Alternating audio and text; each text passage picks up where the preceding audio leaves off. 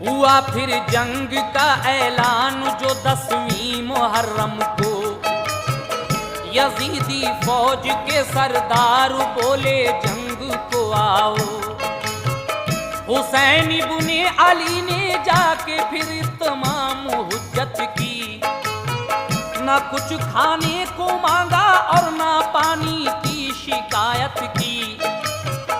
कहा हजरत ने देखो मेरा कहना मान जाओ तुम। बनो जन्नत के तालिब खुद को दोज़ख से बचाओ तुम। ये दुनिया आरज़ी है जिंदगी का क्या भरोसा है। यजीदी जुल्म का अंजाम क्या होगा ये सोचा है।